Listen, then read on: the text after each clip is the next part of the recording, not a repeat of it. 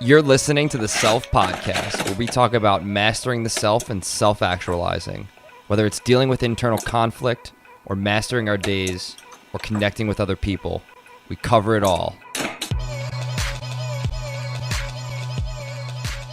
Hey guys, this is Frank Piazza, and you're listening to episode 3 of the Self Podcast. This is the second part of a two-part conversation that Tommy and I had about aims. So if you're not listening to the first part, please go check out episode 2. And as I mentioned in the last intro, aims is something that has been near and dear to my heart because there has been critical times in my life where I haven't had conscious, deliberate aims, and I've drifted and been depressed and anxious and fearful. And the concept of aiming and planning and having a bigger purpose has really helped me in my life to not be manic. So I hope you guys find this episode as helpful as I have found some of the tactics and tips that we talk about. And, as always, feel free to reach out with any questions. We love and appreciate you guys, and we hope you enjoy.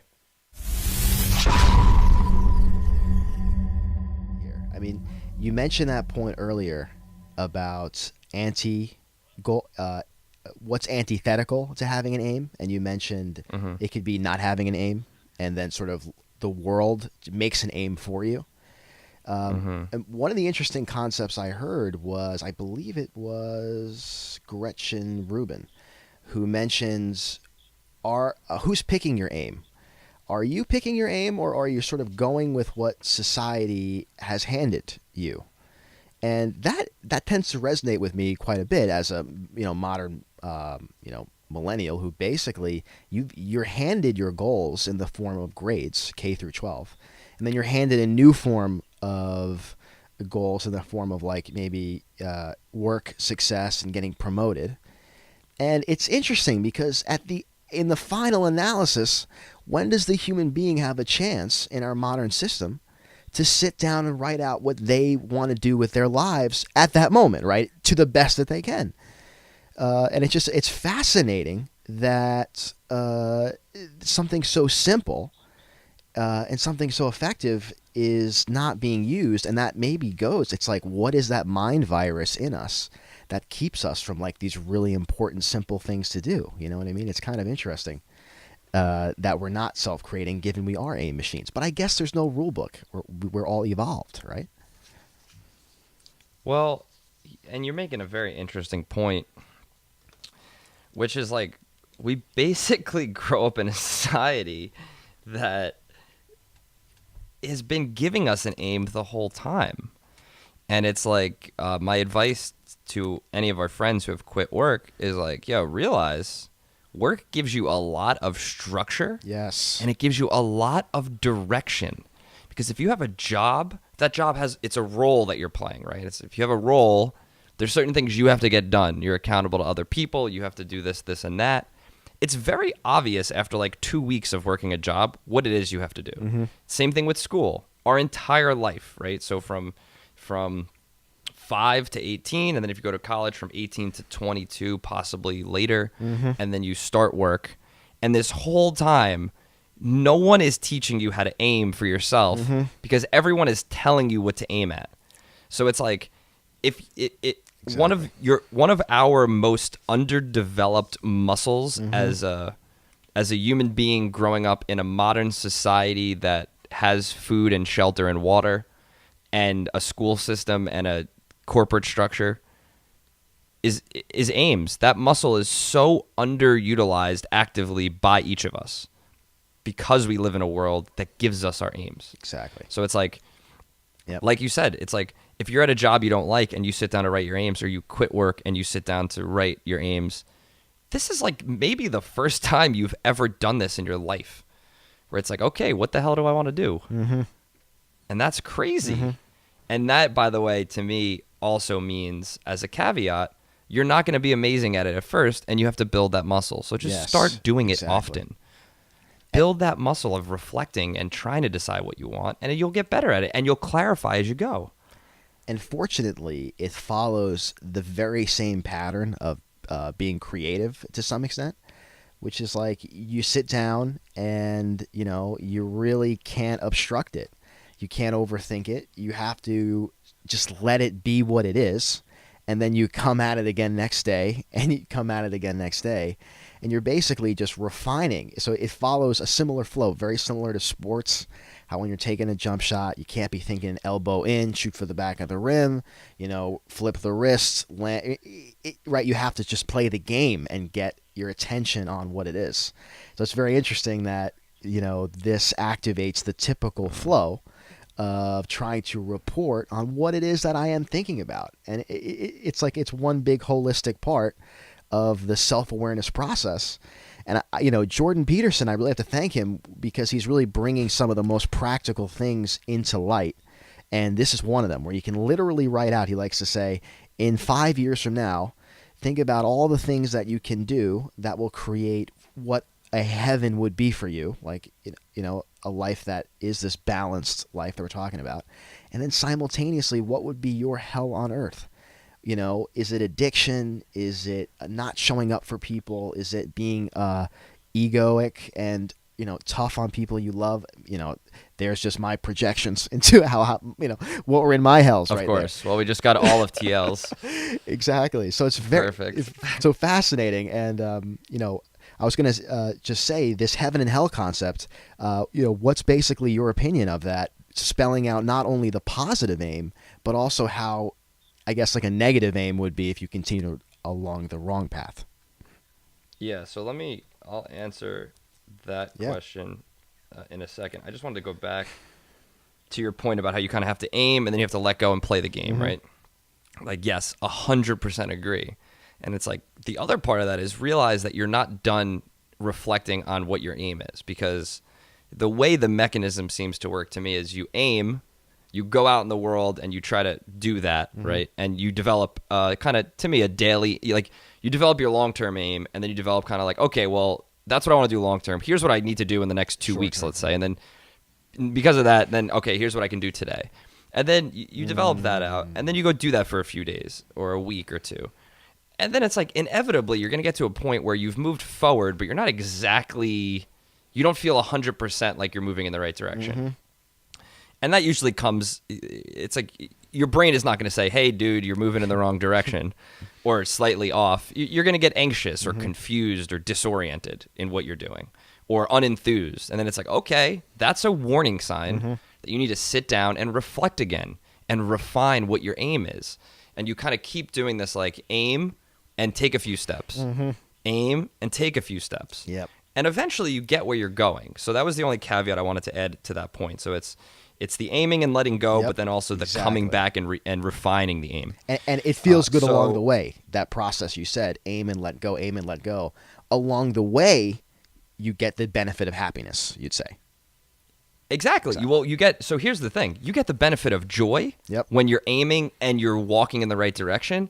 And then you also get the benefit, and it sounds weird to call it a benefit, but you actually get the pleasure of experiencing, whether it's anxiety or despair or confusion or apathy, because that's just a sign that you're off course or that your aim is slightly off and you need to now reevaluate. Now, oftentimes what I have tended to do in the past is I dive into that, right? And I let it take me over and I don't reevaluate and I instead get lost in my anxiety about something instead of saying, oh, I'm feeling anxious because I just need to relook at my life and re-aim at something and reevaluate everything I've been doing. Yes, so at the very least refresh. Just like you get the chance to experience joy along this journey of aiming and trying, you also get to experience the opposite, and it's not such a horrible thing because it's just a warning sign for you to reflect and to reevaluate. So, and that's something I realized like 2 days ago as a thing, and it makes it easier to deal with because then the anxiety and the chaos isn't this thing that is insurmountable. It's like, no, it's literally just telling you to pause and reflect. So it becomes a tool, which is really cool. Yep. Beautiful. So, and then, thank you. We'll do another asterisk there. TL liked that one. So, No, so your other question, though, just say it again with the heaven and Yeah, the hell, just so we have it live. absolutely. So one of the things Jordan Peterson does is he brings heaven and hell from ideas that are basically afterlife constrained, and he says, well, we don't, let's not go there yet. Is there heaven and hell on earth? And you could think about hell more clearly, which would be sort of a really bad mental state where, as time goes on, you're continuing to play the old loops again. You're hating others, you're resenting them. And sometimes, if enough people have bad ideas in their heads, you have really bad events like what happened in the 1900s to some extent with the ideologies of, Mao and Stalin and so forth. So you could even see, so it may start at the individual level within their brains, and then it may move to the societal level. And then, given that you have a basis for hell, you can flip it around and think, well, heaven in many ways is the opposite, which is a flourishing. And then, okay, if here I am as one individual, what are my flourishing and hells, and then how can I clarify them ultimately so that they can be more useful in my daily life? Mm-hmm. So the interesting thing is, have you ever clarified bad versions of yourself to sort of kick you into your aims, the positive ones, Yeah, it's a great question. So the way I've tended to do this in the last couple of years is by actually, I think, being in those moments, right? So I very much think religious people have, it's kind of ironic that they've kind of partly gotten it right, but they've kind of missed the boat. Where I actually think the strong form of heaven and hell is it's a place on earth, right? It's a thing you experience in your mind. Yep. And we all can relate to that feeling because, think back to a time you've been anxious or depressed or worried and you're in your head for hours or days. That's hell, man, right? That's definitely hell. And then think back to times where you've connected with people and you've been in joy and you're going for a walk or something, or you connect deeply with somebody and you almost get the chills, right? You get the goosebumps because it's so incredible. And that's heaven. You're there. Welcome. And, oftentimes we don't really get a chance to glimpse heaven as much as we'd like, and we tend to gravitate towards hell pretty easily, right? So it's like, fortunately, I don't even need to imagine what those two things are. I can just experience them in my life. And then all of a sudden, if you start paying attention as you're experiencing them, you realize the things that are bringing you to hell and the things that are bringing you to heaven, right? Mm-hmm. And as you start to do that, you actually can start to tally up what keep count of what those things are, keep track of them. It's like, okay, well, what's hell for me? Hell for me is, well, I'm going to I'll snooze my alarm. I'm going to wake up late. I'm going to, maybe kind of stay inside, not really talk to anyone, try to work, right? The key word there is try, force myself to do something. I'm going to eat unhealthy. I'm going to eat a lot of Oreos. I'm going to eat, no vegetables. I'm not going to cook for myself. I won't go to the gym. I won't run. Yep, exactly. I'll also actively doubt myself and imagine the worst case instead of the best case. I will be more selfish with my interactions and my time. And ultimately, it's like, okay, where does that lead me? It leads me to not doing good work, to doubting myself, to not really enjoying my relationships, to not appreciating nature, to not being in good energy spaces or mental spaces. And hold on a second. Sure. I'm getting a call here. Okay. Sorry, we're good. So, sorry, what was I? We were talking about heaven and hells, and you're talking about the list of things in your hells throughout your day of things that you would do that would get you there. So that would be the hell. Yep. And then, it's like, what's the heaven? Well, as it turns out, it's basically the exact opposite and mirror of a lot of those. And it's like, well, I would pop right out of bed. I would maybe go for a walk. I would try to become present, right? Or allow myself to become present, rather. And then I would work on things as they flow out of me. I would be exercising. I'd be eating healthier. I'd be connecting with people deeply. and I'd be in more of a state of gratitude, right? So what is my hell? My hell is I'm expecting the world to give me things. I'm incapable. Nothing is going to happen for me. And what is my heaven? My heaven is I'm in deep, deep gratitude that I'm alive, that I can connect deeply with people, that I have ideas that are even just not even good ideas, just the fact that I have a brain that creates ideas seemingly from just electrical impulse, which is mind-boggling. And I've afforded myself the opportunity to try to start businesses and have an impact. And it's like, okay, this is a pretty cool life that I'm living. Sure. And thank you. And to me, the last thing I'd say is hell is, again, this place where you're expecting the world to give you things and you're longing for things that are in the future. You're longing for, why can't I just be successful now? Why can't I have the things now? Why can't I have the following now? And once I have those things, I can be happy fully. And heaven is, I'm happy fully right now. And I don't actually need anything. And everything the world is going to give me, I'm going to deserve because I'm going to earn it. And it's just going to be fun and it's going to be pleasurable. And hell is things are work. Heaven is, this is all play, man. I feel like a kid again. Yes. Right? I'm going to go ride my bike around and then come in and play around in Photoshop or Final Cut or just reading a book and just be curious and honestly be childlike, because what is being childlike? Being childlike is not being concerned. When you were a kid, especially, I think, like, save for, middle school and high school, because those were, pressure cookers of social situations that definitely made you, is probably most of the reason we're all so worried and fearful.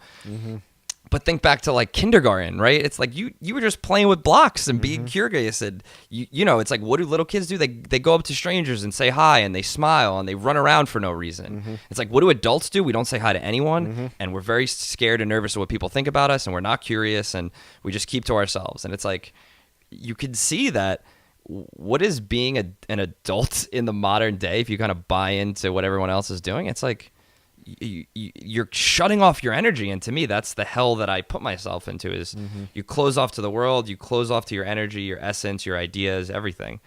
And heaven is like, you're a little kid again, man. You have that, there's a pure energy inside of you that when you can quiet down the thinking and you can start appreciating and connecting, all of a sudden that your true self can flow through, and you can create and you can enjoy and you can be grateful. That's a really cool place to be, man. And it's hard to get there. Very hard to get there. Well, and just to conclude here, one of the ways to get there, although the advice is often in the letting go department, Eckhart Tolle and so forth, which is the key step, no doubt, relaxing, enjoying the world for its fleeting, beautiful moment it is. And simultaneously, though, one of the ways that you can make that easier for yourself is by, rather than having life or your reptilian brain, pick your aim in life. If I said life, I meant society to begin with. If society or scarcity and fear are picking your goals, you're going to move toward that, actually, because your brain is going to want to move towards something. So one of the ways that you can be an adult and still maintain some of the fun of the child is say, okay, since I have this powerful brain that wants to grind toward some meaningful goal, let me make sure I'm sitting down and considering what the goals are that I'm currently aiming for and what the ones are that theoretically would generate a heaven. And remember, this heaven is not someone else's. It's you trying to be truthful with what it is that you want. And let it change over time, which is a great point, which is the way that you do this is to do it badly. You start by doing it badly. Yes. You aim badly, and then you learn along the way. But you can't learn if you never chose something to aim at to begin with. You have to aim badly first. Exactly. Excellent. No, I love that point. And the last thing you made me think of is that idea that, if you're letting society pick for you or you're letting kind of your fears pick for you, you are aiming at something. So we are aiming machines, and if you don't consciously choose, you're unconsciously choosing. Exactly. And if you're unconsciously choosing, you're probably picking a bad one. And even when you're consciously choosing, the two battle each other, right? So it's like, okay, I have a very clear aim right now, but there's still days that I wake up and it's like I'm aiming at the negative one. And to me, aiming is really just visualizing, right? It's like you have a vision for the future.